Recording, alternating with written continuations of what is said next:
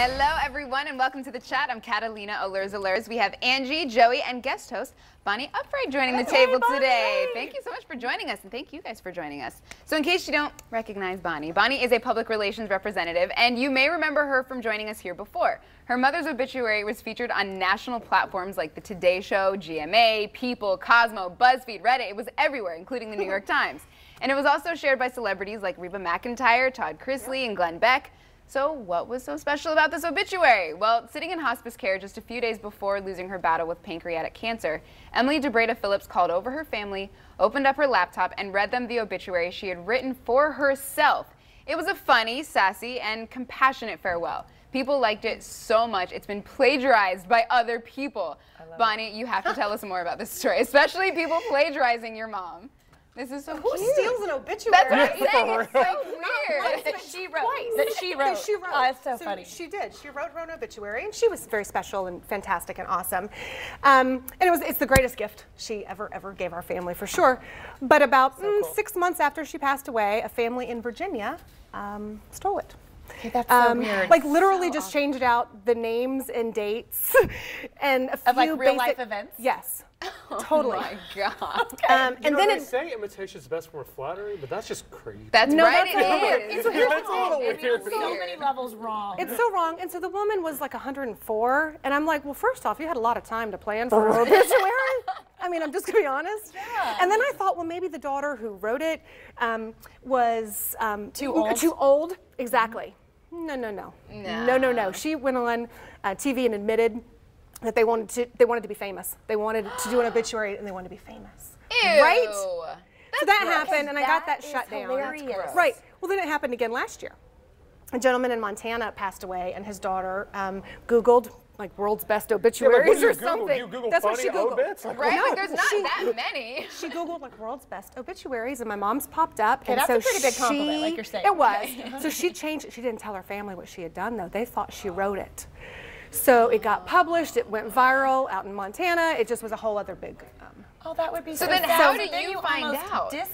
You're poor. You've weird. shamed the grave, like versus. Right, yeah. You know, exactly. I mean, You know, I found out from friends on Facebook. I mean, that's the crazy thing is people were like, oh, we saw this. This is your mom's obituary, because my mom's was kind of famous and it was kind of a big deal at the time. Kind of a big So I spoke with the second family. I had a conversation with them, and they were sobbing, and they had locked themselves in their room for 24 hours. They were embarrassed. They thought they'd shamed their family. And I said, look, again, imitation, sincerest form of flattery. Thank you so much. But that's plagiarism. I mean, you just can't do it. So that's not really how your mom felt. You might want to retry. Right, your Let's do this again. family was special. Mom, Crazy those were thing. that was a love letter to my family. Yeah, those from are my your mother. family's memories. So now I have Google alerts set up on certain phrases on my For mom's real. obituary, and I've actually had a couple of newsrooms around the country tell me that now they have to fact check because this happened. Funny. That's Isn't that insane. weird? That's all crazy. over an obit. Like, it's so weird. Don't steal someone like, else's don't- obituary. Like, that's just weird. Write don't your do own. it. Don't Write do your that. own. Even if it's Seriously. like 2 sentences. Gonna miss Don't you. do You it. were great. That's like,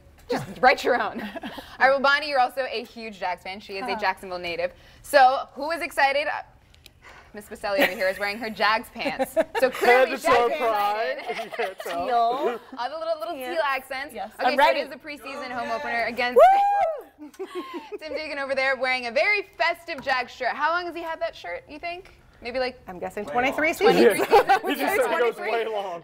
I'm Never sure too you'll see it long. on the Never First too Coast long. News Instagram later, most likely. But it's a first home game, preseason game against the Tampa Bay Buccaneers. We lost the last time we played them in 2015. How do you New guys year. feel about this new season, new administration, new coach? How are you guys feeling about this? I got to be honest with you. It's so funny to be throwing stuff out there this early. I mean, we're 1-0, but what a joke. I mean, Brady didn't even go on the field. You know what I mean? And when I say that, come on, go Jags. I'll take the one win, and we are all about it. And there's nothing like momentum to get you going, no matter what form it comes in. But you know, these preseason games really have more to do with them evaluating talent than really what the end game is, and that's to me what the big talk But speaking about of talent, this kind game. of like you said, Bonnie, on paper, we have a pretty good team this year. I It's a agree. pretty good team. Yeah, It it's It's a absolutely pretty solid is. team this year. But It's it's really scary good. It's because riding on the shoulders very heavily of Bortles. You Oh, know, what yeah. can he do? that's what we would all like to see. Yeah, like, well played. And we would like to know. You know, I mean, that's really the bottom line. And I think it's really cool that they brought in Fournette. And I think the balance of power to be able to, you know, have that double threat and a receiving core. We're pretty beat up in the receiving core right now. We, you know, the talent is there, but unfortunately their feet are not on the field right now.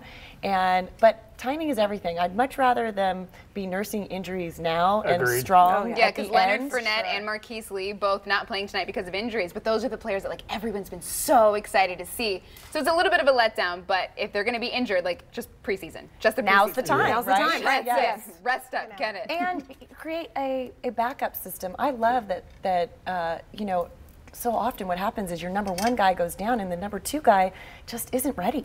And so, hey, give them reps when it doesn't count, it doesn't matter, and find out who is going to give us good reprieve, and let's go the distance this time.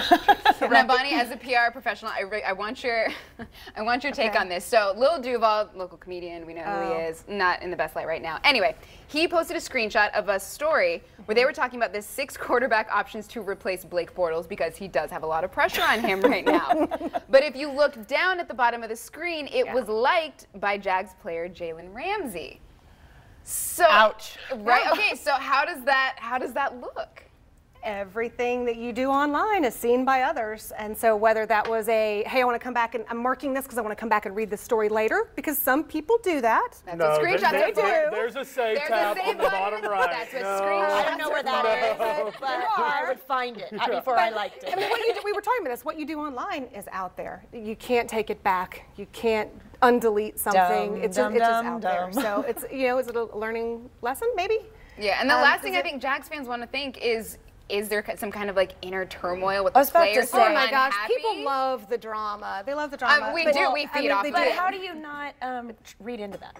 And I'm sorry, but that if there wasn't drama before that, like, there's- guess right. what? There probably is some locker room Yeah. junk going on Yeah. now. To be Well, perfectly honest, Absolutely, and it was just like the video that was posted by a fan at practice the other day, where one of the receivers said, "Keep it in bounds, bro," when the ball, and it was a fan that shot the video. And so, Yeah.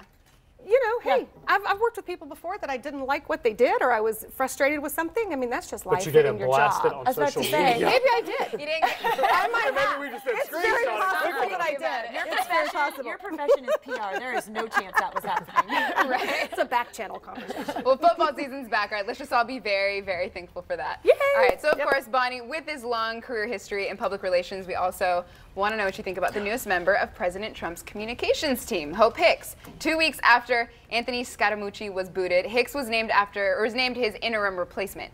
Now, Hicks is not a new face for the administration, though. The 28-year-old joined the Trump Organization in 2014 after her job at a PR firm had her working with Ivanka Trump. She comes from a family of public relations representatives. Her father ran communications for the NFL, and both of her grandfathers also worked in PR.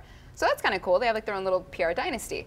But could this be the new addition that he needs in his administration? Well, I don't know necessarily that it's new. I do like that she has some PR background as opposed to the previous. I was going to say, I think she actually has a background. She actually has a background, and she was new to politics when she took that Yes. role. But she does have, you know, somewhat of a PR legacy. Her father actually did PR for the NFL. Yeah. So there's some interesting thing, and I think that dynasty, you know, it happens. You kind of pick up the verbiage and the language, and it doesn't make you an expert immediately. I mean, my Right. mom was a teacher, my grandmother was a teacher. Doesn't mean I can go teach, but you kind of become familiar. I And think, you with the definitely- industry. Well, and crisis Yeah. management, you understand, You know, that those are dinner time conversations. You know, gosh, Real life. You know, this is what happened today. Here's what we did, and I just think when you're familiar with that, it's super helpful. It is. And he needs some help. And I voted for Trump. Everybody knows it. I love that we had a regime change, and yet that poor man, he needs some PR help. They need And I was gonna say, so- I've looked into Hope. I like Hope. I think she is probably a young face, energetic that he needs. Hopefully, Hope can take his cell phone away from him so Yes, he'll stop please. tweeting. break his thumbs. But Let the it be reason the I don't- millennial who takes let's be care of the honest, Twitter he's problem. He's been the president for what, 6 months now, and there has been a lot of turnover. I don't think she's going anywhere for numerous reasons because she is professionally and personally close to Ivanka and Yes. Jared, and Ivanka and Jared hold a lot of weight in that White House. And she yeah. predates his Winning. Exactly. She was Yeah. campaign. Yes. She absolutely was campaign. But So here, the let me fact that ask she you has this, some Bonnie: experience. do you think she will end up the press secretary? I don't believe so. I think Trump wants her to be an advisor is what her title was previously, and I think that's probably the role he wants her for. But this gave them a little bit of stability. You had someone with a public relations background who's worked in an agency, who has a little bit of a pedigree, and I think could temper some of the adversarialness that's Do happening you between think media she will and the eventually just office. become the communications director? I don't know about that. It's a great question. I don't know. Sarah Huckabee Sanders seems to kind of have that role down pat. For me, it's a public relations should be a job. My job as a public relations person is to help journalists do their job. It is not to prohibit them. It is not to stop them from doing their jobs. Very true. Now, there are times when I'm not able to comment on something or I cannot give full information, and certainly she's not going to go blast national security information or things that the public doesn't need to know. But it's how you handle that. It's professional and it's respectful and it's polite and just understanding we both need each other. Journalists need public relations professionals. Public relations professionals need journalists to tell their client stories or their employer stories. Exactly, and she's close to him, so I mean, who knows? They got a history. Who knows what'll happen? Yeah, the story will be told, right? Exactly. Here we go. Let's watch. We'll be here someday to tell you. All right, well, moving on now to controversy surrounding senior quotes, something that you wouldn't think could have a controversy. A Missouri school district is apologizing for removing the senior quotes that 2 openly gay students wanted printed under their yearbook pictures. One had put, "Of course, I dress well. I didn't spend all that time in the closet for nothing." The other's quote read, "If Harry Potter taught us anything, it's that no one should have to live in the closet." Now, the students say they're comfortable in their own skin and with who they are and feel like the district took that from them. What do you guys think about this? They seemed, like, the quotes seem so harmless. I remember being in high school and picking your yearbook quote was the most stressful week of your life. I didn't even have one. I'm so glad think I about didn't it. know that. I didn't We didn't have have them. Oh, Yeah, we me did, neither. and This it is was. new. This is Yes, music, yes. yes. Yeah, I mean, it is World. like, because you're thinking to yourself, like, You're not. people will always see this. Here's my thought. At the end of the day, does the school have the right to pull whatever they want? Yes. But then it gets tricky because you're paying for the year. You know what I'm saying? Like, Yeah. it gets really messy. Well, they actually apologized. They came out and Yeah, apologized. and I actually have for that. it. They said, "We sincerely apologize to those students. All KSD staff understand the importance of inclusion and acceptance, especially in an educational setting." And they said there's a policy that... We're going to use this as a learning Well, they have a tool. policy that says that the school can basically pull whatever they want if it's offensive. And they said that policy was meant to protect kids like these. I thought their quotes were hysterical. They were great. They were and, really funny. And the key word, I think, is offensive. Exactly. And then what does that policy mean? I could understand vulgarity. You know, you wouldn't Right, for want sure. vulgarity or hate speech necessarily in the quote.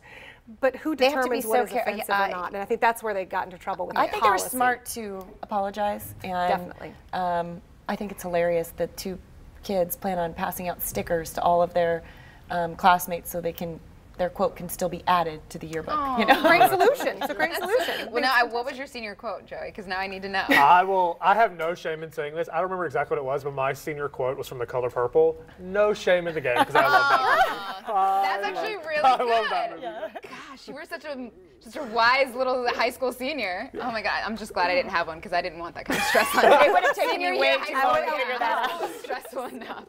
All right, well, coming up next, what's your take on suggested tips, like in the restaurant industry? We hear how one restaurant is getting in trouble over some tips. We'll be right back.